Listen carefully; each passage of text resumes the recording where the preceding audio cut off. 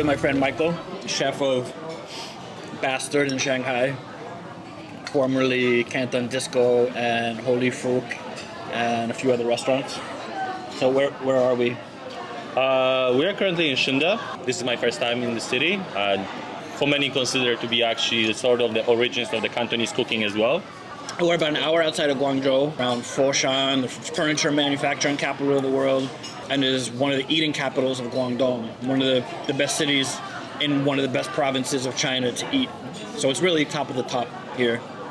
And the restaurant, we're just having lunch and it's amazing. I think we've had 7 dishes and not a bad one among them. Big fat prawns. Creamy, huge oysters in a clay pot. Oysters, duck with mushrooms. Huge stir fries. Garlic scapes with clams. So we just want to talk a little bit about, I guess, what we're doing and what Michael is doing in Shanghai. Michael's food is influenced a lot by Cantonese food and his time in Hong Kong, and as well as Sichuan and other places. But I guess the first thing that we should talk about is why we're two white guys here talking about Chinese food. Obviously, neither of us is Chinese. Yeah, right. I mean, I don't have a problem with it, but Yeah, maybe other people will at least question it. I think it definitely can be questioned. For some reason, there's still lots of stigma. I feel like foreigners speaking about or cooking about like Chinese culture or Asian, maybe even in general. It's for some reason still lots of Asian chefs. They are okay to cook French food, Italian food, but there's still seeing it the other way around. It's still considered, I don't know, strange, or I don't know how to actually even call it. Appropriation at its worst. People call it that. Right. I mean, like my journey with Chinese food started in Hong Kong, a little bit like in a way, and by accident. I didn't really meant to. I was more interested in Japanese food, another Asian cuisine, regardless. But I got to this place called Holy Fruit in Hong Kong. With a brilliant chef, Zhao Jiu, running at the time. I just got, thanks to his influence and the chefs that we were working with, just literally addicted and just wanted to pursue the knowledge about Chinese food. That was my first meet with Chinese food, Chinese culture. Because where I grew up in Poland, we didn't have anything like that. So it was quite a unique experience. Spent this amount of time there, definitely eating mostly Cantonese food, because that's the one that is the most prominent among all the other provinces, cuisines from China. And then I guess it just hit me so hard that also decided to move to China itself and dig deeper, learn more about Chinese food. I don't know if I have it right. I'm not an expert. I'm only just judging empirically. What I've seen, what I tasted. It's very interesting for me to be back also here in Guangdong. I wanted to actually kind of leave Cantonese food from Hong Kong and learn a little more about Sichuan, Yunnan, like the other provincial cuisines. But the more I'm cooking, I found myself going back to actually Cantonese food as a base.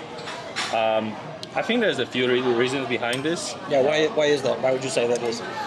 I think out of the cuisines that I found around China, startles me with the biggest finesse. But the more I eat, and here for past few days, also in Guangdong,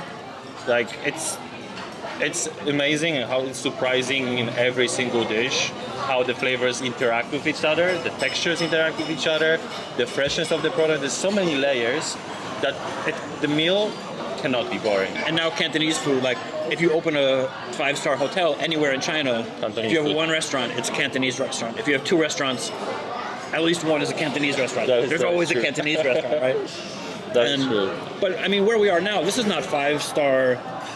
This is not a 5-star restaurant, and maybe this isn't 5-star food. But for me, this is 5-star food. This is for me 5-star food. It's for what it is. It's 5-star cooking. This is as good as a stone pot of oysters with garlic is probably gonna get. Right. It's not fancy. I mean, I don't know if you can see behind us, but there's big tables of families and kids and friends and tourists. There's a lot of tourists in Shunda who come here just for the food. And this is not a very expensive place. It's like maybe $30 or $40 per person. We've had 7 dishes, including big prawns, steamed fish, all the other things that we talked about. So it's not a fancy place. It's just not a fancy place. But I think, for me, this is also kind of roots of Cantonese cooking, right? Like, you can come to a place like this, it's 500 seats or more, 100 waiters, 100 dishes on the menu, and look how good it is. Yeah, I mean, you said it all. It's amazing. I mean, but it's also popular among all other cuisines in China too. Like, the food is meant to be shared, and I think that's one of the aspects of the food I love. That's why I also got very into it. It's food meant to be shared within families, within friends, within business meetings or whatnot. Okay, if we talk about, I think a lot of the people who are watching this haven't had the chance to come to Guangdong maybe, or Hong Kong, or especially Shunda yet. Right. Hopefully they will come sometime. But what they know is Cantonese food. How do you think that compares to what we see here today? I mean, still, I think Cantonese cuisine is the one that is probably the most spread all around the world. People know it in the form of dim sum, of many restaurants that have been popularized abroad. There's elements mostly from, I believe, Cantonese cooking. So I think like people will find some similarities. I think it's just different aspects here, which is how the ingredient actually has been treated from the very beginning, from sourcing to preparation, to killing. Like, all the tanks, all the fresh seafood is just over this wall, and within 5 minutes from the live, it just gets on your plate. Yeah, the tank's next to the kitchen, and the kitchen is like 10 meters away from the dining room. Exactly. So that's something I think that is not. I mean, I haven't been traveled, or like, I don't know how exactly it is. Like, I don't know in America, it's Canada, where a lot of Cantonese immigrants also moved at the time. But like here, for many people also coming from different countries, I don't think that's something that really exists. So this is definitely a unique experience to get this quality of the product and this finesse in cooking. Everything is like so meticulous, like cooked to the right texture that is just barely cooked, if it needs to be cooked like this. That's the thing, there's always a reason to cook this particular way here. And I think that's very, very important to remember. So out of this, like, what would you take from this meal that we've had today for Bastard, or for your cooking? Like, what inspires you about this? So I mean, like, I definitely have some inspiration. I have my also limitations in the kitchen at Bastard, so I cannot. And it's no idea for Bastard restaurant to repeat or to imitate what the dish is. For us, is to add to our own twist, perception. I also have experience in the Western cooking, so I'm always adding it to the way how I cook, how I see things. I cannot really stir fry, where Cantonese cuisine is big majority, a very important part of, is stir frying. However, I find my ways around using charcoal oven, quickly tossing everything. I will try to do some clay pot with the oysters. As long as I can. The thing that any sort of dish is Bastard, we start with the right product. If we cannot get a right product, fresh enough, good enough, there's no point to continue and trying to do the dish. So, like, Shanghai has its own good sides. Wow, that's a nice malagao. And not everything can be shipped in right conditions to assure that the quality is there as it is here. I think that's really hard, actually, cuisine to replicate. I think that's actually a part of the philosophy behind Cantonese cooking. Absolutely. So I think it's always important to remember that. Mm-hmm. Yeah. Let me ask you a question as well. Okay. Damn it. I'm looking inspiration, knowledge behind the dishes for the project that we may be upcoming, for the Bastard that we are running at the moment, and so on. What's your purpose in this? Like what you're doing here at the moment? I think the bigger purpose is to kind of show the variety and breadth of Chinese cooking, and how in China now, especially in Shanghai, there's a big wave of regionalization. Now there's lots of Guizhou restaurants opening, and there's like Sichuan style Guizhou restaurants opening, and there's Hunan bistros opening, and like fancy Shandong restaurants, and so people are trying to open all these different types of things. But when we talk about Cantonese food, we just think like steamed fish, dim sum, soups, kanji maybe. But when you look closer, like, and I find this true with every region that I've looked into, it's like a fractal. As soon as you look a little bit closer, it explodes into 10 different regions. Black hole. Yeah, you can never, and you're like, oh, well, we're just going to focus on like Western Guangdong. So we go to Zhanjiang. Like, okay, well, but now are we talking about the seafood of Zhanjiang? Are we talking about the lamb of Zhanjiang? Are we talking about the roast pigs of Zhanjiang? And now we're in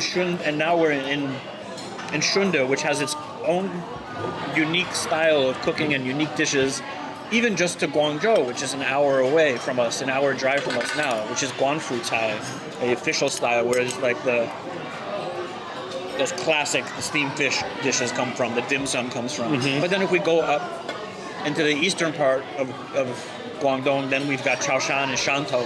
Again, a totally another different another world. And if we go up higher towards Fujian, we have the Hakka food of Meizhou. And like, it's just, I don't know, I think all of this is a reminder for me not to generalize, not to assume, not to stereotype, because people are like, oh, well, it's Cantonese food, it's light and boring.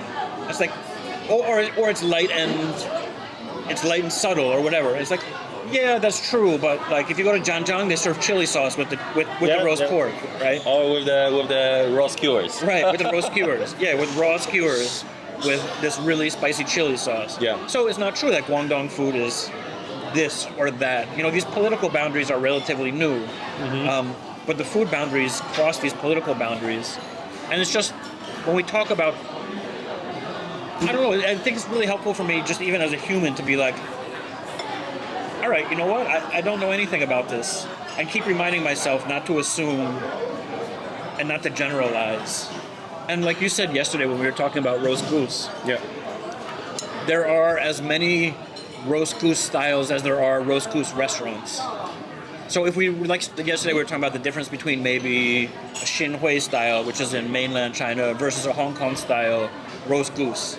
But then even in Xinhui, there's different styles. And we came from Xinhui to Shunde, which was a 55-minute car ride, and had two different styles of roast goose. Yeah. Like we had ordered the roast goose today, here we might have had a third style. You know, so it's just like a reminder of the diversity, I think. Not just, I mean, definitely within China, but it's a human thing as well. You know, the reminder of the diversity and how interesting it is to just keep your eyes open and ask those questions.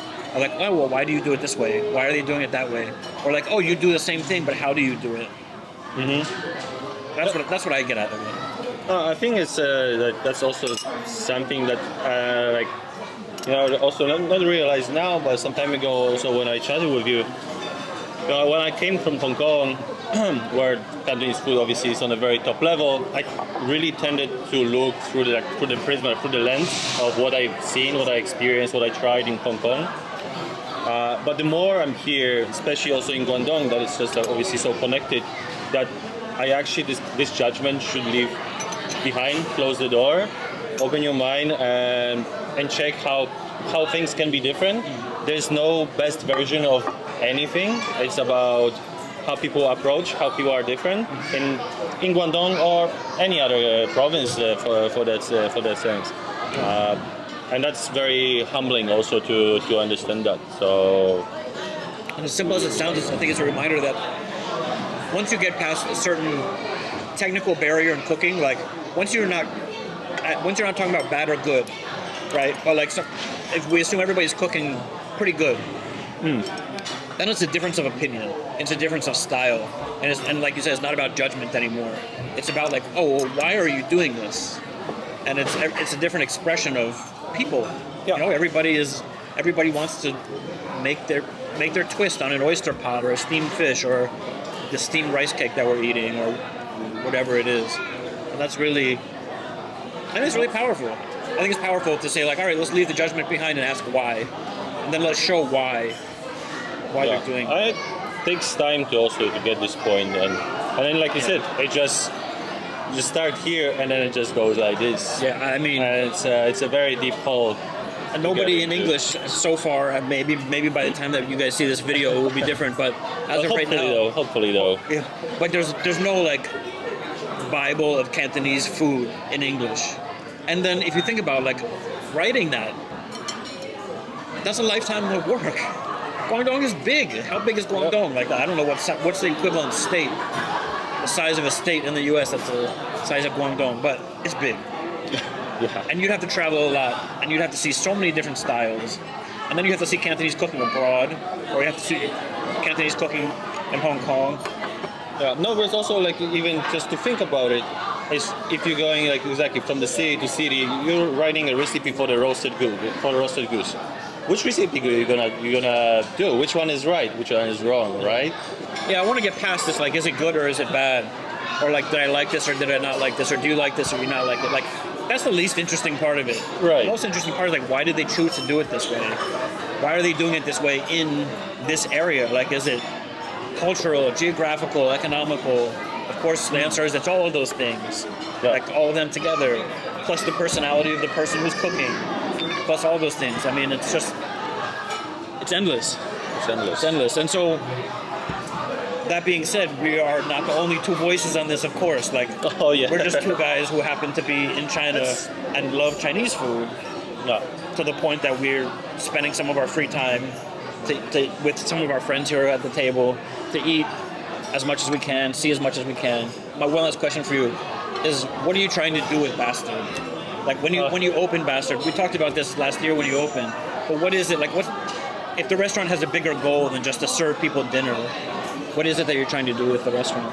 I mean, we try to break a little bit of the way how we opened. We decided to open in China, although the bigger purpose was pretty much what you also guys are doing. We want to a little bit more spread information and love about Chinese food and Chinese culture abroad. Are we reaching this goal particularly by being still in China? Not, but I think it's necessary to be here, to be more relevant, to know more, dig deeper, and then once we are ready, we're able to bring something out of this abroad through a restaurant that we are doing. We're already having a good intention with the right people coming in, asking the same question that you're asking here to people. Why are you doing it that way, right? So I think it's something that we're doing right. It's modern Chinese food, as we call, and honestly, I don't see it any different. Like we to put our own twist on the dishes, like people put here on their own dishes. We're doing the same way, like the same thing, but maybe a little bit more visible, like a little bit different mindset. Want to not only. It's kind of funny to see people sometimes coming to a restaurant like Bastard, because we have a mix of Chinese flavors from all over China, basically. And they're like, oh, like what is tree bark, what is tree flower? And we explain what is it coming from, what's normally done with this in Yunnan province. I think we just want to keep doing this. We want to break the vision of how the Chinese restaurant should look like. So I think Michael and I think we share more than is different. Is we're both here learning. We're both on this trip learning, eating, learning one dish at a time, one menu at a time, one shrimp at a time, one oyster at a time, one orange at a time, and seeing just how diverse, how deep this culture is, how deep the cuisine is, and just take the little bit that we understand about it, which is like this compared in an ocean, and share it with other people abroad, share it with you guys. That's what I'm trying to do. I think that's kind of, you're doing it a different way. I'm doing it through videos, you're doing it through a restaurant, you guys are doing it through a restaurant. But I think that's kind of similar, so. I hope that's like one of the first one of many trips around China, knowing, going, learning, hearing stories of the people that live here, and listening to them. Let's just hear them out. Yeah. It's really exciting times. Yeah, it's great.